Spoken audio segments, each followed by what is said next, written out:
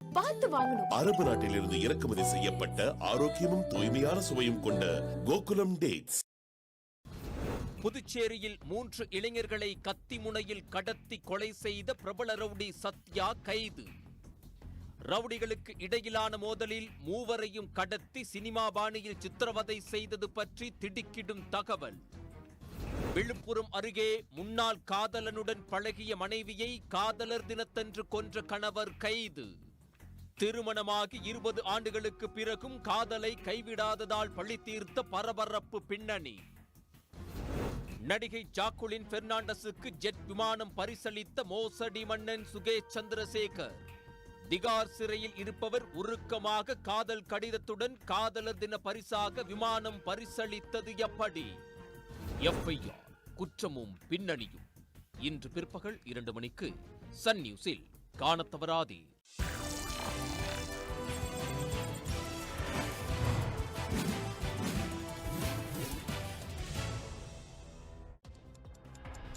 பாஜகவிற்கான dubbing குரல்தான் Edappadi Palaniswami என முதலமைச்சர் மு க ஸ்டாலின் விமர்சித்துள்ளார். முதல்வரின் உங்களில் ஒருவர் நிகழ்வில் கேட்கப்பட்ட கேள்விக்கு பதிலளித்த அவர், மணிப்பூரில் குடியரசுத் தலைவர் ஆட்சியை அமல்படுத்தியது மிகவும் காலதாமதமான முடிவு என்றார். ஏற்கனவே சொன்னதுதான், பழனிசாமியோட அறிக்கை பார்த்தா பாஜகவோட அறிக்கைகள் மாதிரி தான் இருக்கும். அவருடைய வாய்ஸே பாஜகவின் டப்பிங் வாய்ஸ் தான். நாம கள்ள கூட்டணி சொல்றத நிரூபிக்கிறார் பழனிசாமி, அவ்வளவுதான்.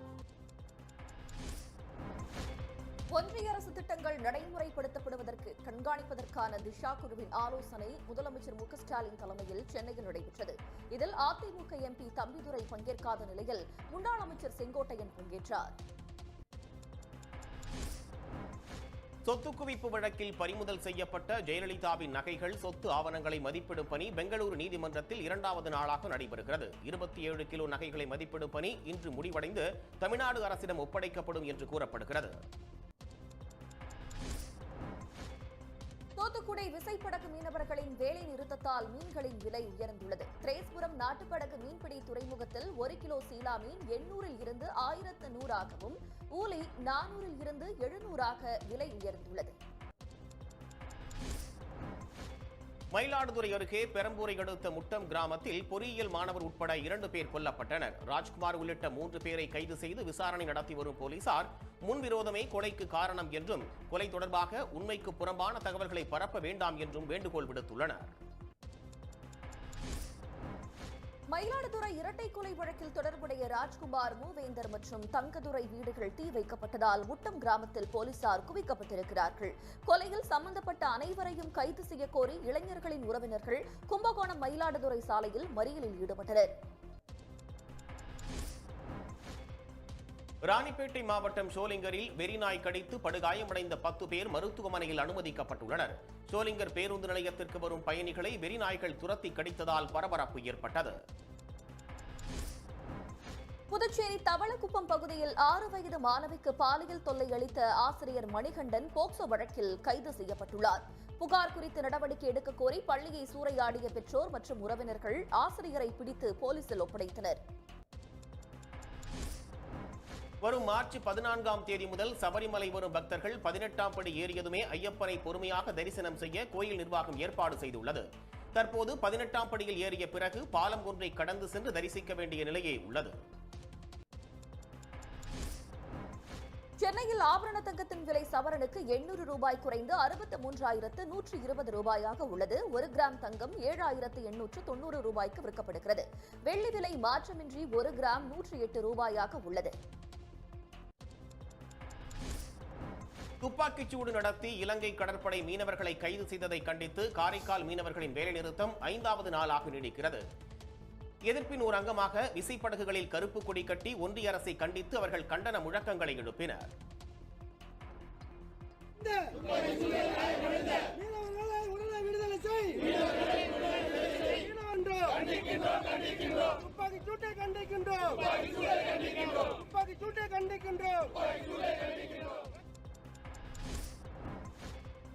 திருப்பூரில் பாலியல் பலாத்காரம் செய்து பெண் கொல்லப்பட்ட வழக்கில் உமேஷ் ரிஷிதேவ் என்ற தொழிலாளிக்கு சாகும் வரை ஆயுள் தண்டனை விதிக்கப்பட்டுள்ளது. மேலும் 10,000 அபராதம் விதித்தும் மாவட்ட நீதிமன்றம் தீர்ப்பளித்துள்ளது.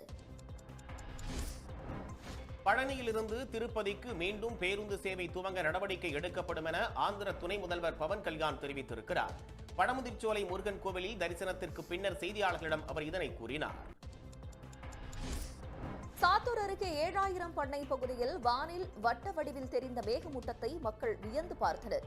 சுமார் 3 மணி நேரத்திற்கு மேலாக வானில் நிலவிய காட்சியை அந்த பகுதி மக்கள் வீடியோ எடுத்து வலைதளங்களில் பதிவிட்டிருக்கிறார்கள். தஞ்சாவூர் மாவட்டம் பட்டுக்கோட்டை மீன் சந்தையில் அதிகாரிகள் திடீர் ஆய்வு மேற்கொண்டனர். அப்போது தரம் குறைவான சாப்பிட தகுதியற்ற நிலையில் இருந்த 167 கிலோ மீன்கள் பறிமுதல் செய்யப்பட்டு அழிக்கப்பட்டது. தமிழ்நாட்டில் 30,000 கோடி ரூபாய் மதிப்பிலான புதிய குடிநீர் திட்டங்களால் 1,25,00,000 பேர் பயனடைவதாக அமைச்சர் KN நேரு தெரிவித்தார். மதுரையில் 11 மாவட்டங்களைச் சேர்ந்த மாநகராட்சி, நகராட்சி, பேரூராட்சி ஆணையர்கள் மற்றும் மேயர்களுடன் அவர் ஆலோசனையில் ஈடுபட்டார். தவேக தலைவர் நடிகர் விஜய்க்கு ஒய் பிரிவு பாதுகாப்பு வழங்கியதில் அரசியல் உள்ளதாக தவேக தலைவர் வேல்முருகன் குற்றம் சாட்டியுள்ளார். திடீரென்று ஆளுநர் ஆர்.என். ரவியை விஜய் சந்தித்ததையும் அவர் சுட்டிக்காட்டியுள்ளார். சென்னை ஓட்டேரியில் 100 சவரனுடன் நகைப்பட்டறை ஊழியர் தப்பி ஓடியதாக போலீசில் புகார் அளிக்கப்பட்டுள்ளது. 3 தனிப்படைகள் அமைத்து விசாரணையை தொடங்கிய போலீசார் மேற்கு வங்கத்தைச் சேர்ந்த அப்துல் நஜீம் என்பவரை தேடி வருகின்றனர். திருமயம் அருகே குளத்துப்பட்டியில் உள்ள சிறுமாய் கண்மாயில் மீன்பிடி திருவிழா வெகு விமர்சையாக நடைபெற்றது. இதில் ஏராளமானோர் கலந்து கொண்டு கெண்டை, ஜிலேபி உள்ளிட்ட மீன்களை பிடித்து மகிழ்ந்தனர்.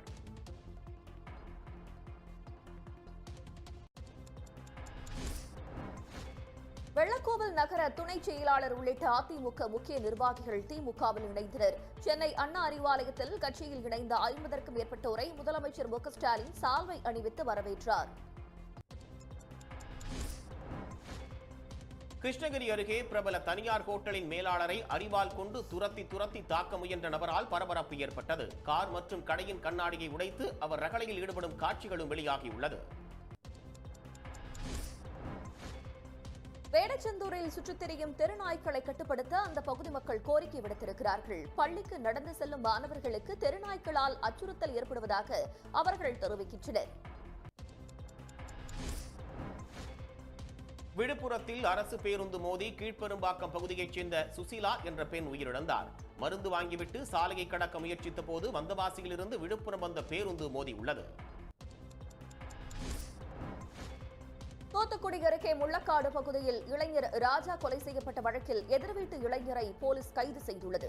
வீட்டுக்கு தண்ணீர் பிடிப்பதில் ஏற்பட்ட பிரச்சனையால் மதுபோதையில் இருந்த சுரேஷ் ராஜாவை அரிவாளால் வெட்டிக் கொன்றார். கடலூர் மாவட்டம் வேப்பூர் அருகே சேப்பாக்கம் கிராமத்தில் ஓட்டுநர் கட்டுப்பாட்டை இழந்த கார் சாலையோர பள்ளத்தில் கவிழ்ந்த விபத்தில் 2 பேர் உயிரிழந்து விட்டனர். காயமடைந்த 3 பேர் மருத்துவமனையில் அனுமதிக்கப்பட்ட நிலையில் விபத்து தொடர்பாக விசாரணை நடைபெறுகிறது. ஒசூர் அருகே சோமநாதபுரத்தில் ஆடுகளுக்கு இலை தழை அறுக்க சென்ற போது ஏற்பட்ட தகராறில் 2 பேர் ஒருவருக்கொருவர் மாறி மாறி அரிவாளால் வெட்டிக் கொண்டது பரபரப்பை ஏற்படுத்தியுள்ளது. 2 பேரும் பலத்த காயமடைந்த நிலையில் ஒசூர் போலீசார் விசாரணை மேற்கொள்கின்றனர். வியாசர்பாடி MKP நகரில் 20 கிலோ கஞ்சா கத்தியுடன் பிரபல ரவுடி கரிமேடு அன்பு கைது செய்யப்பட்டுள்ளார். வடசென்னையில் சிலரை மாமூல் கேட்டு மிரட்டுவதாகவும் கஞ்சா வியாபாரத்தில் ஈடுபடுவதாகவும் புகார்கள் வந்த நிலையில் அவர் சிக்கியுள்ளார். அதிகாரிகளின் முகாம் அலுவலகங்களில் பெண் போலீசாருக்கு பணி ஒதுக்கக்கூடாது என சட்ட ஒழுங்கு கூடுதல் டிஜிபி டேவிட்சன் தேவார்சிவாதம் உத்தரவிட்டுள்ளார். பெண்கள் மற்றும் குழந்தைகளுக்கு எதிரான குற்றங்களை தடுக்கும் பணியில் அவர்களை ஈடுபடுத்த வேண்டும் என அவர் கூறியுள்ளார்.